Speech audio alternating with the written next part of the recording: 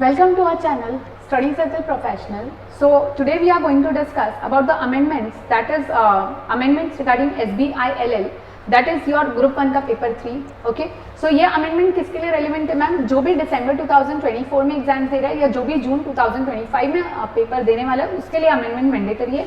सो बच्चों यहाँ पे 4 चैप्टर के अंदर अमेंडमेंट आए, that is chapter number 2, chapter number 3, chapter number 5 and chapter number 6. जहां पे चैप्टर नंबर 2, 5 एंड 6 के जो भी अमेंडमेंट्स है वो हमारे नोट्स में कवर्ड है. So today basically we are going to talk about only the amendments which are related to LLP. LLP के अंदर कुछ अमेंडमेंट्स आए, बस हम उसी को डिस्कस करने वाले हैं. सो बच्चों, अगर मैं आपको कहूँ एलएलपी में कुछ अमेंडमेंट्स आए हैं, so we are talking about rule 22A and rule 22B, third amendment LLP rules, the limited liability partnership third amendment rules 2023.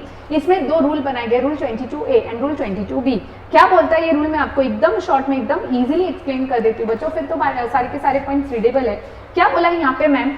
हर एक एलएलपी को form 4A is pertaining to register of partner. हर एक LLP को एक register maintain करना है form 4A में. Every LLP has to maintain a register in form 4A. ठीक है, ये हो गया पहला rule, rule number 22A. Rule number 22A बोलता है कि फॉर्म 4A में आपको रजिस्टर ऑफ पार्टनर मेंटेन करना है. ये फॉर्म मैम हम कहाँ पे रखेंगे? तो बोलते हैं ये जो रजिस्टर है आप रजिस्टर्ड ऑफिस में रखोगे. ये हो गया रूल 22A, है ना. So rule 22A is very clear. Form 4A की बात करता है मैम, जिसमें हम रजिस्टर ऑफ पार्टनर्स रखेंगे. ये रजिस्टर हम कहाँ पे मेंटेन रखेंगे? तो बोलते तुम्हारी रजिस्टर्ड ऑफिस पे आप ये रजिस्टर मेंटेन रखोगे. ठीक है मैम, ये तो समझ में आ गया. ये तो सारी न्यू एलएलपी के लिए. लेकिन मैम जो एग्जिस्टिंग एलएलपी है वो क्या करेगी? तो बोल रहा है existing LLP shall within 30 days from commencement of this rule. जिस दिन से ये रूल कमेंस हुआ उसके 30 डेज के अंदर आपको रजिस्टर मेंटेन करना पड़ेगा. मैम रजिस्टर में क्या होगा? तो बोलते पर्टिकुलर्स ऑफ पार्टनर्स हो गए, name, address, PAN and date of becoming partners as well as suggestion of partners. ये सब कुछ होगा. एंट्रीज कितने दिन में करोगे मैम? एंट्रीज हम करेंगे with in 7 days. Entries in register shall be maintain. नया पार्टनर आया 7 डेज में, कोई एग्जिस्टिंग पार्टनर में चेंजेस हुआ 7 डेज में, कोई पार्टनर चला गया सेसेशन हो गया तो भी 7 डेज में आप रजिस्टर मेंटेन करोगे. रजिस्टर में हम कंट्रीब्यूशन अमाउंट लिखेंगे, नाम लिखेंगे, डिटेल्स ऑफ पार्टनर्स लिखेंगे, ये सारी चीजें लिखेंगे हम रजिस्टर में, है ना. ओके, सो यहाँ तक मुझे लगता है rule 22A is clear. Rule 22A talks about form 4A which is basically register of partner which every LLP has to maintain at its registered office. Ma'am जो ऑलरेडी LLPs है उनको ये रूल कितने दिन में? विद इन 30 डेज उनको register बनाना है. तो न्यू LLPs को तो बनाना ही, एंड जो एग्जिस्टिंग है तो जिस दिन से ये रूल कमेंस हो गया उसके 30 डेज के अंदर. ओके, नेक्स्ट बात करते हैं मैम हम रूल नंबर 22A का, sorry 22B. Rule number 22B बच्चों यहाँ पे ध्यान से देखना. Rule number 22B talks about declaration in respect of beneficial interest in any contribution. अब यहाँ पे ध्यान रखना बच्चों, यहाँ पे हमने दो लोगों को ऑब्लाइज किया है. ये सिमिलर कॉन्सेप्ट आप कंपनीज एक्ट में भी पढ़ते हो. मैम यहाँ पे ऐसा बोला है कि suppose you are a registered partner. मैं कौन हूँ बेटा? Registered partner. लेकिन उसका बेनिफिशियल पार्टनर तो कोई और है. मतलब मैम बेनिफिशियल इंटरेस्ट तो कोई और ले रहा है. बेनिफिशियल इंटरेस्ट तो कौन ले रहा है? कोई और ले रहा है. तो I am only the registered partner and some other person is taking benefit. तो ऐसा बोला है कि रजिस्टर्ड पार्टनर तुमको हम ऑब्लाइज करते. किसको ऑब्लाइज करते मैम? रजिस्टर्ड पार्टनर को. रजिस्टर्ड पार्टनर को हम ऑब्लाइज करते हैं कि रजिस्टर्ड पार्टनर तो डिक्लेरेशन देगा कि you are the registered partner, और आप किसके और कौन इसका बेनिफिशियल पार्टनर है वो आप डिक्लेरेशन दोगे फॉर्म बी में. किसको मैम? एलएलपी को. With in how many days ma'am? तो ये डिक्लेरेशन आपको देना है विद इन 30 डेज. तो हमने इधर किसको ऑब्लाइज किया है मैम? रजिस्टर्ड पार्टनर को ऑब्लाइज किया कि रजिस्टर्ड पार्टनर तो फॉर्म बी देगा. फॉर्म बी किसको देगा मैम? एलएलपी को. कितने दिन के अंदर मैम? 30 डेज के अंदर. क्या लिखेंगे हम इस फॉर्म में? फॉर्म में मैं डिक्लेरेशन लिखूंगा कि I am the registered partner and somebody else is receiving the benefits, है ना. तो वैसा ही मैम फॉर्म 4C में हमने ऑब्लाइज किया है बेनिफिशियल पार्टनर को. जो भी बेनिफिशियल इंटरेस्ट जिसको मिल रहा है उसको हमने ऑब्लाइज किया है कि बेनिफिशियल इंटरेस्ट वाला पर्सन तू भी एक डिक्लेरेशन देगा. तू भी क्या देगा? डिक्लेरेशन देगा. किसको देगा मैम? ये भी है डिक्लेरेशन एलएलपी को. वो भी बताएगा कि I am holding the beneficial interest and registered person is somebody else. ये कितने दिन में देगा मैम? ये भी दे देगा 30 डेज में.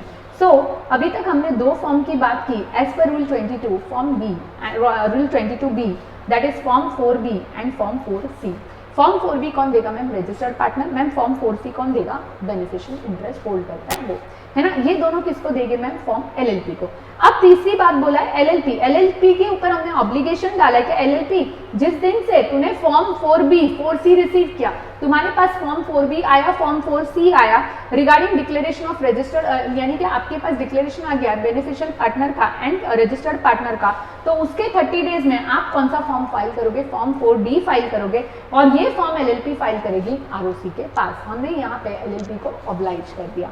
सो डिटेल में ये सारा का सारा रूल्स बेटा यहाँ पे दिया हुआ है, बट आई थिंक सो आपको समझ में आ गया कि यहाँ पे क्या करना है। तो मैम रूल 22A बात करता है रजिस्टर ऑफ पार्टनर्स की, जो आप मेंटेन करोगे फॉर्म ए में। कहाँ पे रखेंगे मैम हम ये register of partner? At your registered office, है ना ma'am. Form B, form 4B, form 4C क्या है? तो 4B बोला है कि रजिस्टर्ड पार्टनर तुम्हारे ऊपर ऑब्लिगेशन डाला है कि तुम एलएलपी को इन्फॉर्म कर दो with in 30 days that I am the registered partner and beneficial interest is holding someone else.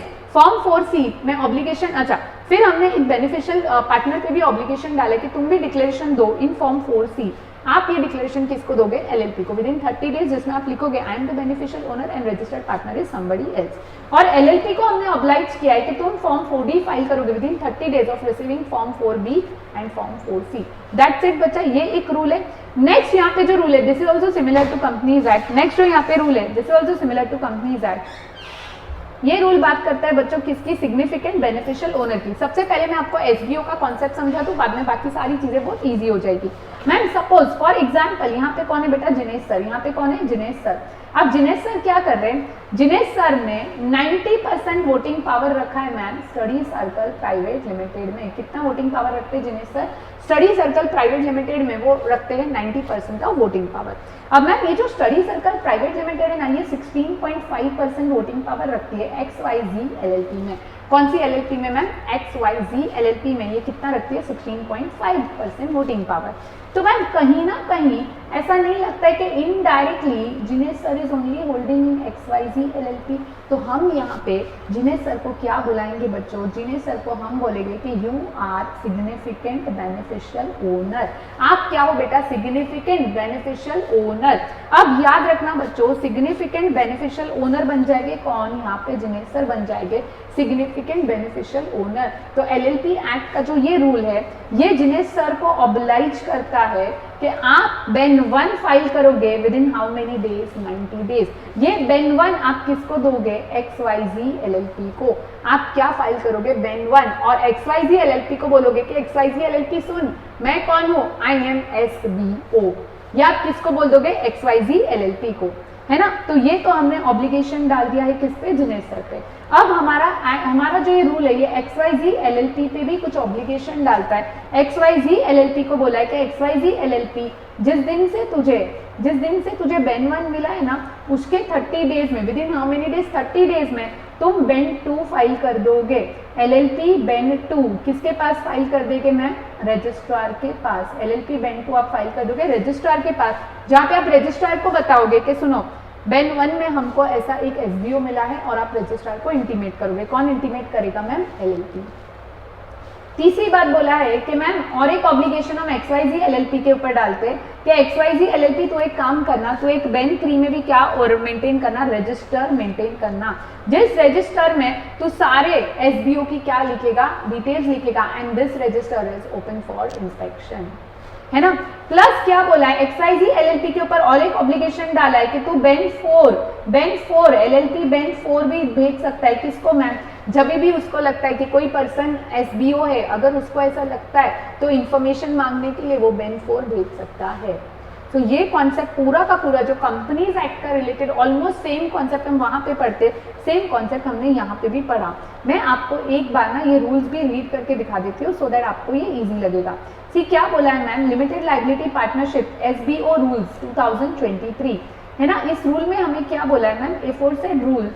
एफोरसेड rules conferred section 79 on limited liability partnership act directs to regulate and identify SBO that is significant beneficial owner in limited liability partnership, and such individual shall make a declaration in form number LLP Ben 1।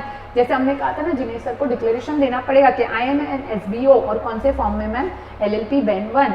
Following are the certain major rules mention, है ना। तो क्या बोला है ma'am? Aforesaid rule mention various definition, control, majority stake, SBO का definition भी हमें इसमें मिलेगा, right. Duty of reporting LLP partnership to take necessary action in identifying significant beneficial owner, है ना, and causing such individual to file form LLP BEN 1।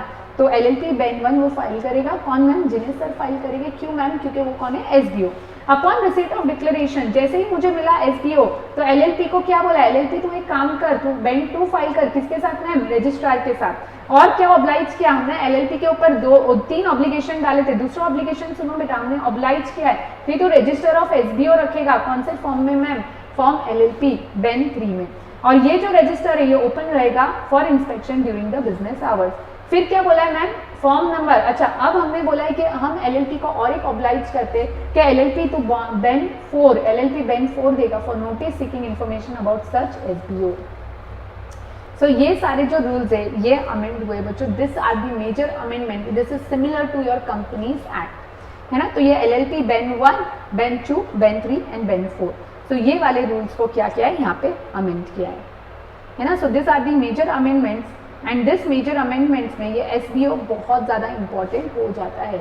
I hope आप लोगों को SBO का कॉन्सेप्ट समझ में आ गया है। एक छोटा सा बेटा एग्जाम्पल्स हम ले लेते हैं सो दैट आपको SBO की अंडरस्टैंडिंग और ज़्यादा मिल जाए। तो SBO में क्या बोला है कि मैम सुनो ना, ये जो अगर मिस्टर A है, मिस्टर A होल्ड करते 51% इन XYZ प्राइवेट लिमिटेड, और ये XYZ प्राइवेट लिमिटेड होल्ड करता है more than 10% of voting power in ABC।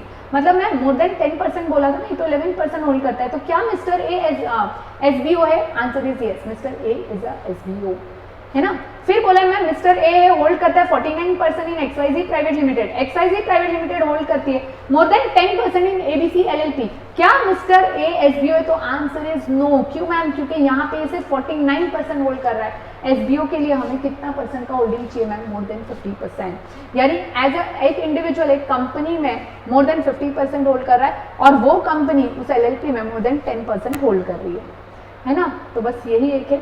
चलो एक और एग्जांपल जो मुझे रेलिवेंट लगता है वो मैं आपके साथ डिस्कस कर दूं। मैम मिस्टर A होल्ड 60% यानी more than 50% in XYZ private limited, but XYZ private limited hold कर रहा है ओनली 9% इन ABC LLP।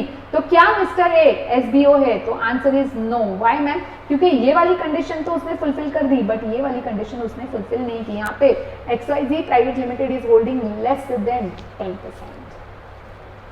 सो बच्चों this is the major amendment, this is the major amendment जो सारे बच्चों को एक बार देख के जाना है। बिकॉज अमेंडमेंट एज CS को हम एक्सपेक्ट ही करते हैं कि आप पूरी तरीके से अमेंडेड रहो।